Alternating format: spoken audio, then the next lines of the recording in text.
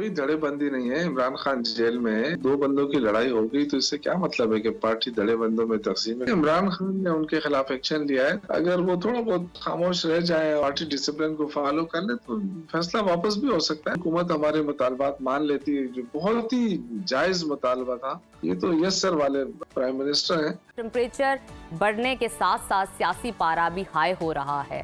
हुकूमत और अपोजिशन के दरमियान डेडलॉक बरकरार है, मगर तहरीक इंसाफ के अंदर शदीद हंगामा आराई, तकसीम और धड़ेबंदी देखी जा रही है। शेर अफजल मरवत को पार्टी से निकालने पर पीटीआई रहनुमा दो धड़ों में तकसीम नजर आ रहे हैं। एक धड़ा उनकी वापसी का हामी है तो दूसरा धड़ा इन्हें पार्टी से बाहर देखना चाहता है।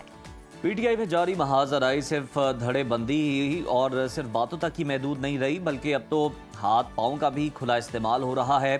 पीटीआई रहनुमा पहले ये स्ट्रेटजी मुखालिफिन के खिलाफ इस्तेमाल करते नजर आते थे और अब वो एक दूसरे के खिलाफ ही ये स्ट्रेटजी इस्तेमाल करते दिखाई दे रहे हैं।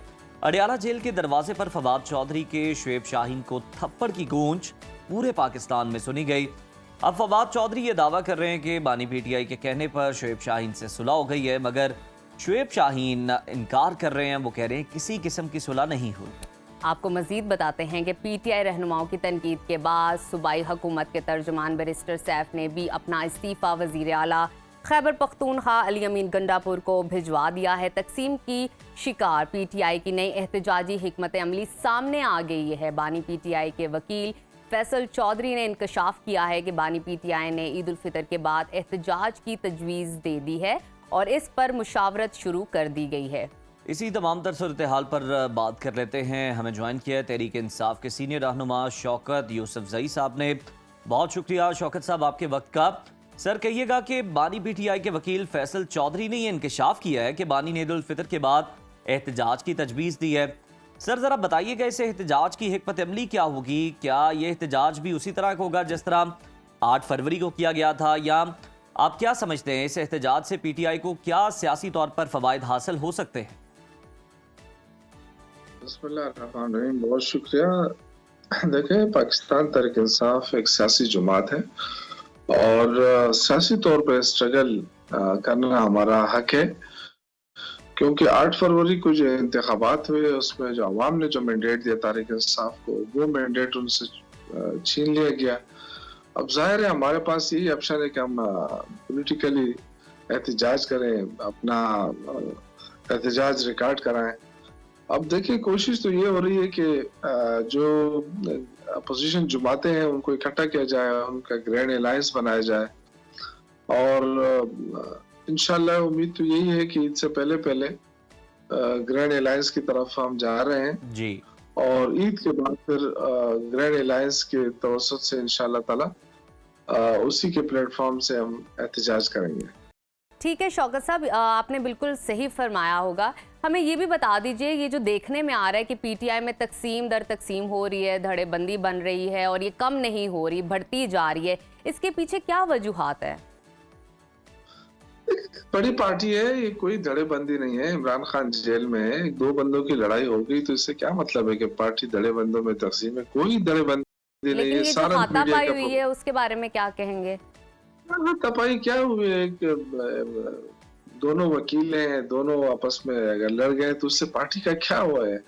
इससे क्या फर्क पड़ेगा? आप क्या समझती हैं? आप इससे पहले कितने लोग पार्टी से चले गए हैं? कोई फर्क पड़ा है? 8 फरवरी को लोगों ने बेशक फर्क नहीं पड़ा शौकत साहब। शेर अफजल मरवत भी तो धड़ेबंदी की निशानदेही कर रहे हैं ना। वो बताते हैं कि उनके अगेंस्ट भी और दूसरों के अगेंस्ट भी कोई ना कोई ग्रुप काम कर रहा है।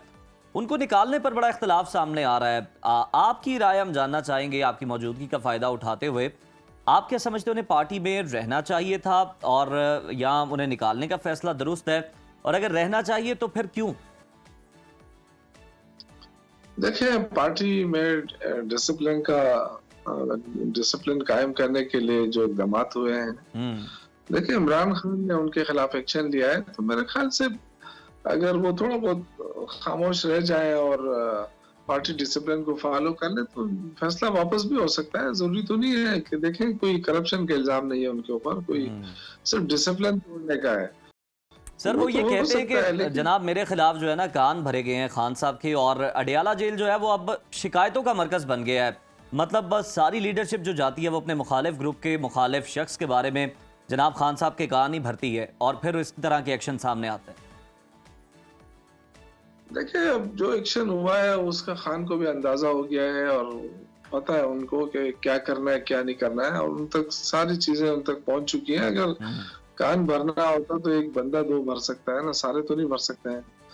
और मेरे ख्याल से खान किसी को भी बुला सकते हैं जेल में। जितने भी सीनियर लोग हैं, अगर सपोज किसी के, एक तो ये होता है ना कि आपस में अगर वकला की एक दूसरे के साथ नहीं लगती है तो किसी और को बुला सकते हैं, खान साहब पूछ सकते हैं, हालात का जायजा ले सकते हैं। तो ये कोई इतना मुश्किल काम नहीं है। और जो फैसला लिया गया वो शायद उनको ये बताया गया कि जी पार्टी में बहुत ज्यादा डिसिप्लिन की वायलेशन हो रही है, तो जाहिर है उन्होंने जो एक्शन लिया है वो तो सिर्फ उसको बरकरार रखने के लिए। अब ये है कि शेख अफजल मरवत साहब से मेरी रात को भी बात हुई है, मेरा क्लास फेलो है, और उनसे यही रिक्वेस्ट की है कि जी आप थोड़े खामोशी इख्तियार कर लें, इंशाल्लाह अल्लाह खैर करेगा। बिल्कुल ठीक। शौकत साहब, एक बात तो आपने बिल्कुल दुरुस्त की, टीम के अंदर, पार्टी के अंदर डिसिप्लिन कायम होना बहुत ज़रूरी है। हमें इस हवाले से भी आगाह कीजिए कि फवाद चौधरी और शुएब शाहीन के दरमियान झगड़ा और ज़ुबान ज़द आम है। फवाद चौधरी का पार्टी में इस टाइम पर स्टेटस क्या है और वो पीटीआई में हैं भी या नहीं, इसको ज़रा क्लियर कीजिएगा। देखिए, अभी तक पीटीआई में फॉर्मली शमूलियत तो नहीं की है उन्होंने। अच्छा, पार्टी को छोड़ चुके थे, लेकिन उनकी हमदर्दियां शायद पीटीआई के साथ अभी भी हैं। और ये जहां तक उनके मुलाकात का ताल्लुक है तो जाहिर है उनका भी 9 मई का केस है और अडियाला जेल में वो केस होती है, तो सारे 9 मई में जितने लोग मुलविस हैं, जिनके खिलाफ एफआईआर है, वो जाते हैं अडियाला जेल, उसमें उस केस की में शमूलियत करते हैं। वहाँ इमरान खान से उनकी मुलाकात भी हो जाती है। तो डेफिनेटली वो तो इमरान खान ही फैसला कर सकते हैं कि किसको पार्टी में रहना है, किसको नहीं रहना है। और बाकी उनकी लड़ाई जो है वो मैंने आपसे आप सही कह रहे हैं कि किसको पार्टी में रहना या नहीं रहना। तो हम ये भी देख रहे हैं कि सूबाई हुकूमत के तर्जुमान बैरिस्टर सैफ भी जनाब अब इस्तीफा देने पर मजबूर हैं। क्या वजह बनी, क्यों वो अपने ओहदे से मुस्ताफी होना चाहते हैं, ऐसा क्या मसला है?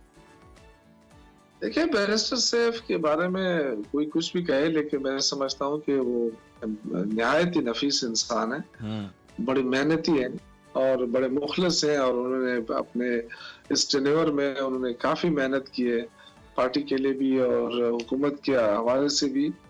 तो मेरा नहीं ख्याल है कि उनका कोई इस्तीफा कबूल हो जाए या उनको ओहदे से हटा दिया जाए। वो रहेंगे और बहुत अच्छे तर्जुमानी की है उन्होंने हुकूमत की, और है भी अच्छे इंसान, मुखलिस इंसान है, तो काफी शौकत साहब मेहनत। कोई शक नहीं है, लेकिन कोई ना कोई मसला तो रहा है ना जिसकी वजह से वो इस हद तक जाने के लिए मजबूर हुए। नहीं, ऐसी कोई बात नहीं है। मैंने आपसे कहा ना, वो कुछ रूमर्स शुरू हो जाती हैं कि जी आपको हटाया जा रहा है, आपको हटाया जा रहा है, तो इंसान खुद कहता है कि जी अगर हम हटाया जा रहा है तो शायद उनको ये एहसास हुआ हो, क्योंकि मीडिया के ऊपर बड़ा शोर शुरू हो जाता है। तो जैसे मैंने आपसे कहा ना कि बैरिस्टर सैफ बहुत अच्छे इंसान है और हमने कुछ अरसे में देखा है उनको, काफी मतलब एक हमदर्द किस्म के लोग इंसान हैं और अपने काम से काम रखते हैं। तो मेरे ख्याल से उनका तो किसी के साथ कोई इशू है भी नहीं।